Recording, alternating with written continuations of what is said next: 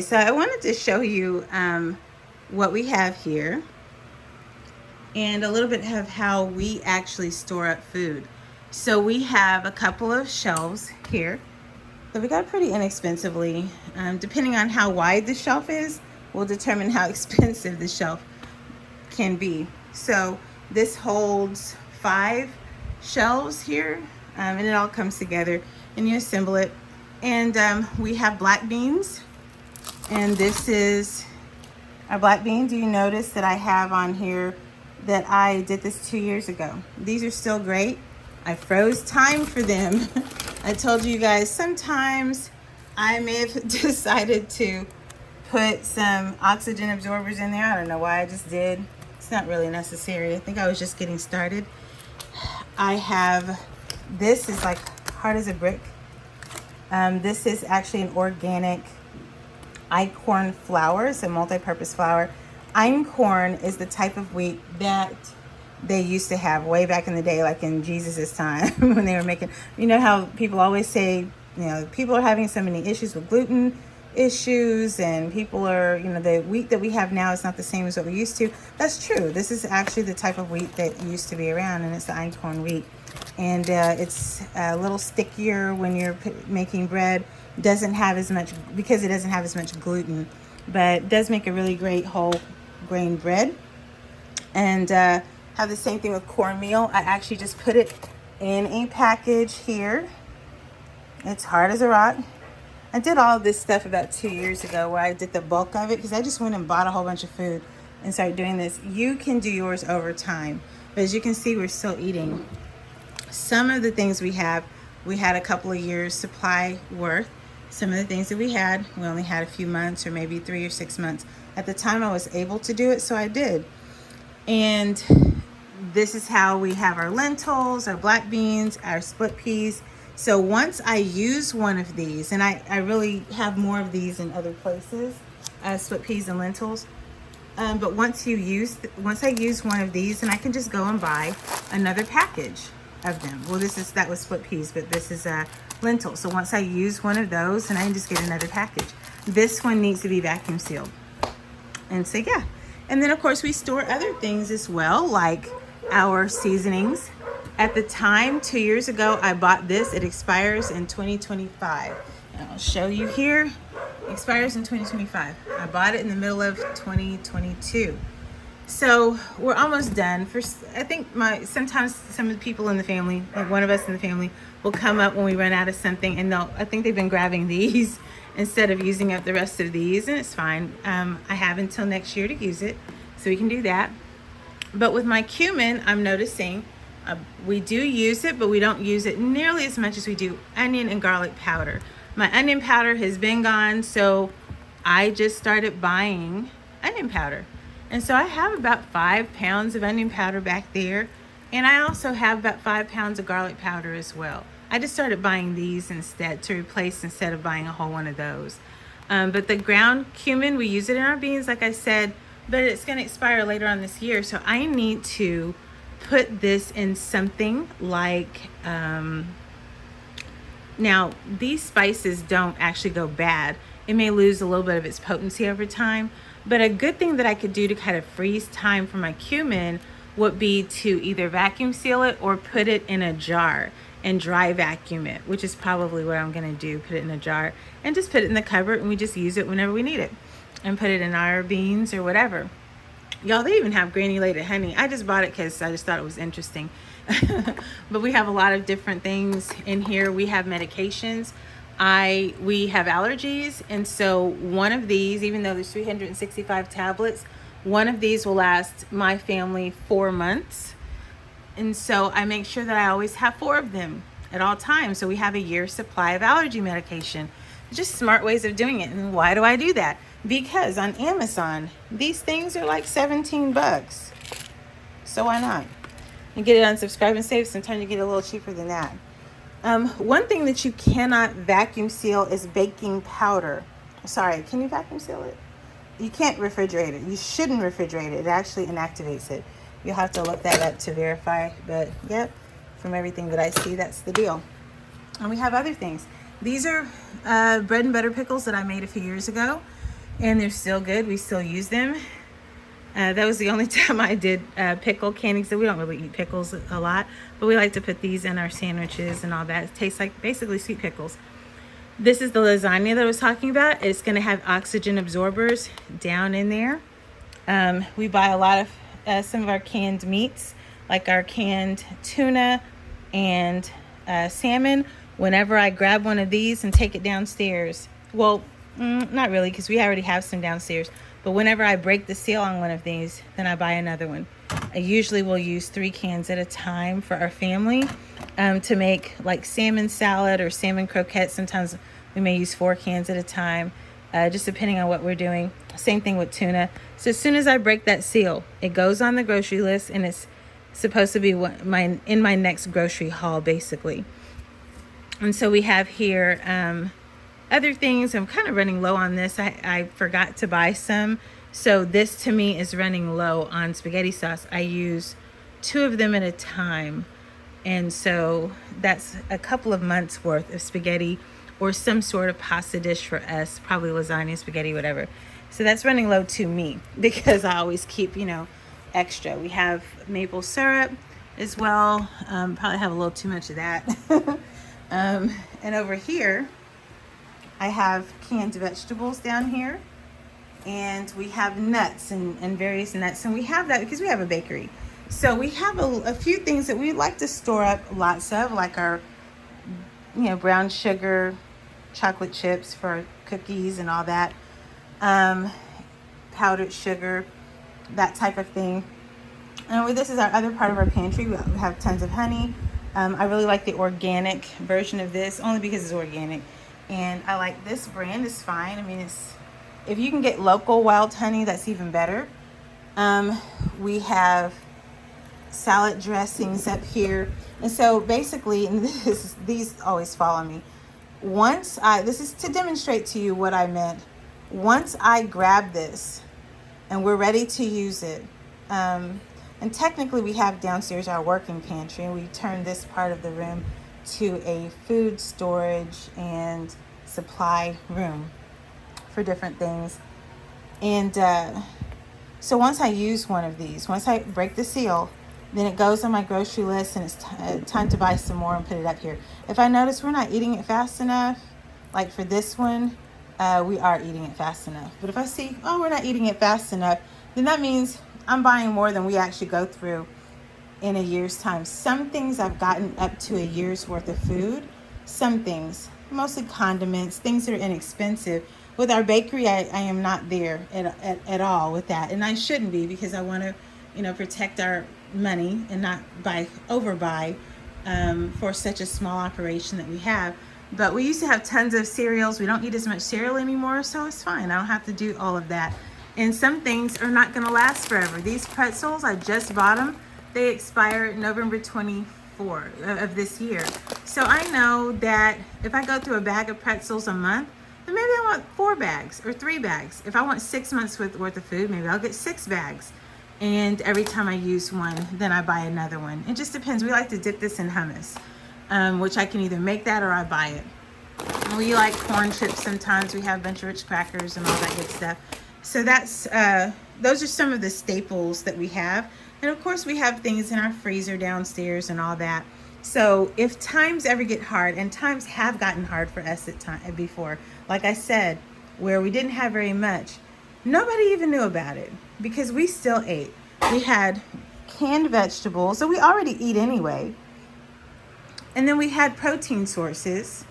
I always have some cereal, things like that. I even have powdered oat milk because I'm lactose intolerant. So even if may not be my favorite, but if I wanted, cereal, or if I wanted whatever, I could still make cereal, But one of the things that I love to have around is this. We have grits, and we vacuum sealed it. We have Multi-Meal. Actually, this is low because I only got 1 grits left. I have been ignoring my grits. I need to put that on my shopping list. But I have plenty of Multi-Meal. Oh no, I have 2. We don't eat these a lot. So 2 is good. As soon as I open this one, I'm going to get another one. Look, I packaged this April of last year. And I probably had 6 of these. So obviously we don't go through them a lot. So, I mean, I could, as soon as I use this one, then I'll get another one. We don't eat it a lot. It expired last year, but guess what? Not for me, because I froze time for it by vacuum sealing it. And here's the multimints. That way I'm able to store up and I have a little storage. And same thing with this one. It expires this year, but this multi-meal, I like this because I froze it in time to where I had a year and 7 months left on it. So when I open this up, I know that I got about a year and a half to eat this, which it's going to go, we eat multi-meal more than we eat grits. So I know it's going to go, within a couple months, it'll be gone. This is something I think I was experimenting with cocoa wheats. I don't know. It's the only one I bought. And I think I'll give that to my daughter. But yeah, those are things that we do. Another thing I want to show you was how we use our 5-gallon bags. 5-gallon buckets. This is oatmeal. I wrote on it that it had 15 months left on this oatmeal before it expired. That's something that I prefer to do. And I took all of our oatmeal and I vacuum sealed it. This was a couple years ago. You can see I was stocking up a lot. At the time we were eating a lot of oatmeal. Now we don't eat as much oatmeal, but we use it in our bakery. But it's all still fresh because there were still 15 months on it before I froze it in time. And we do still eat it, but just not as quickly. We do this, so that's how I did that with oatmeal. Because you can put your stuff in these if it's easier for you to store it in your house and just pack it up. I wouldn't put it in a garage because it gets hot in there. Let's see, I have some more down there. We had a lot of oatmeal. We were eating a lot of oatmeal at the time. And we just kind of slowed down. Rice. I'm not going to open it because the rice I have in here, I put oxygen absorbers in. Now, this is, let's see, this is one of those times where I took an airtight lid. These are a little pricey. They can cost you like 10, 15 bucks a piece, but an airtight lid, and I put it on a regular Lowe's bucket, but the rice is still inside of its big plastic, whatever it came in, and I just cut the top of it so that the oxygen absorbers can suck out all of the oxygen. So I put it inside the bag and I put it around, also put a couple of them in there, several, to suck out all of the oxygen in here. Why is it good to do that? It's good to do it for a few things. One, not moisture absorbers. You don't want to do that, but oxygen absorbers are fine. I just found some more food. Okay, yeah. And so I was looking for this actually. I was like, what happened to it? So yeah. So what I did was I would put in here the oxygen, and so the oxygen absorbers will take out all the oxygen to freeze my rice in time, so to speak. So this has been here for 2 years. Usually when rice is 2 years old, it's harder to cook. I've had rice well, it's not technically 2 years old. That's when it expired.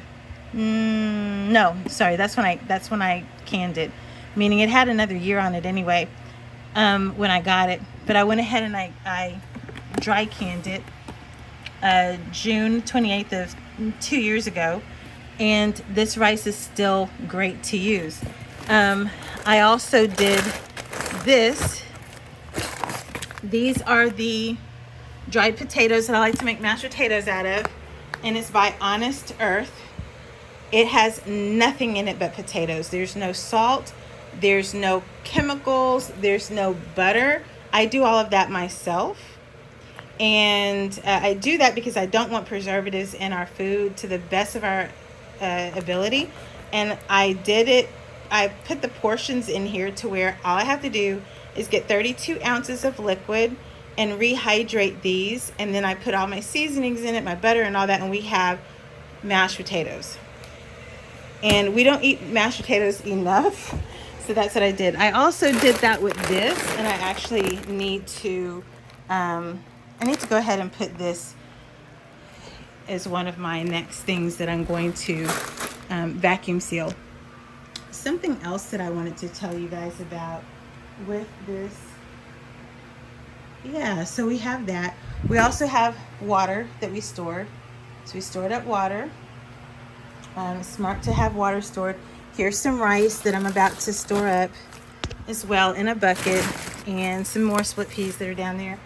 I kind of have some things everywhere. I need to organize it a little better. I really need another thing to work with. And we store up supplies also, like Ziploc bags, and olive oil is down here, and avocado oil. I get this from Costco. You can get it from, I get this from Aldi. Costco will have the really big ones.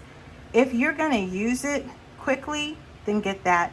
If not, I would get these smaller ones, just so that it's only being opened when you need it. Depends on how fast you go through it. Honestly, we go through olive oil and avocado oil very quickly. At the time, I just bought this because I needed to. But look, it's going to stay fresh until 2027. Is that right? Yeah, so that's not bad. You can store it up. But take a look at when the oil, because you can't do anything to oil. It just is what it is. So you want to buy enough that's going to last you and your family for maybe 6 months. So maybe that means going to Costco and getting a big extra virgin olive oil, or getting a big avocado oil. A big extra virgin olive oil is going to be $23 for them. And that's going to give you 2 liters. So that's like 60 something ounces. That's not bad at all. That's like 4 of these, if I'm not mistaken. These are like 17 ounces a piece. But the price point per ounce was actually the same at Aldi's. Getting one of these provided is around $6, and then getting that one. So I'm like, yeah, the price point is really, really similar. So I went ahead and did that. I am going to show you how to can. I'm just going to give you like a trial run. And let's walk you over here to our dehydrator. And I am maneuvering a bit. This is our dehydrator machine. I have it turned this way. So you would put it on a shelf, or you put it on I think I was going to do something with this and didn't.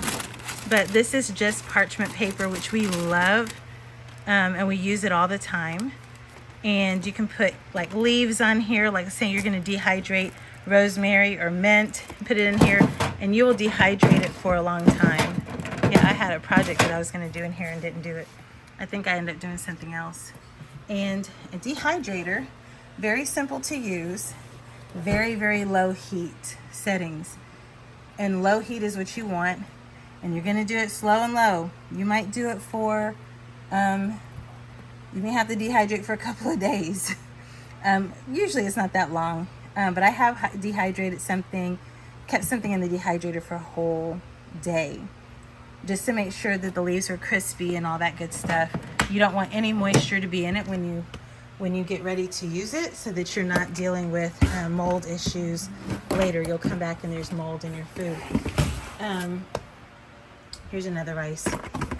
Nope, that's empty. So I actually need to use this for the other one. Here's some other water storages that I have. And these are the silica packs that I talked about. Silica packs are good when you want to keep moisture out of something. We do that for our dish detergent, not dish detergent, our dishwasher detergent. We make our own, and we use simple ingredients like salt and citric acid, washing powder, and borax.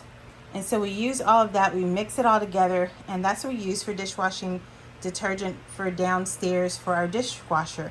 And we put a silica packet in it to keep it from getting hard and keeping moisture out of it.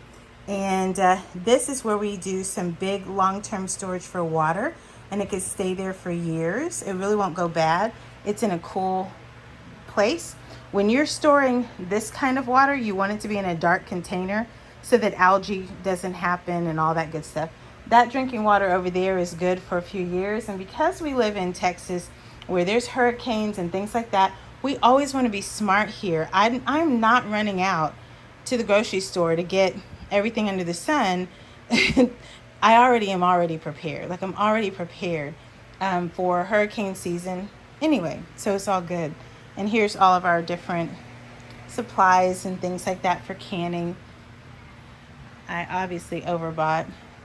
Thought I was going to do a lot more canning than I did. But yeah, that's pretty much what we do, what we have going on up here.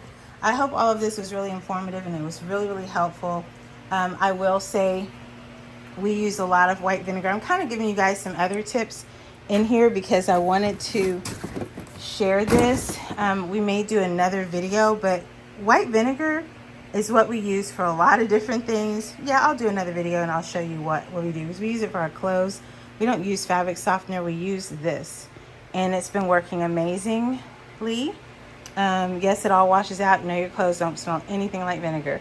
It is amazing for a lot of stuff. So yeah, that's it, guys.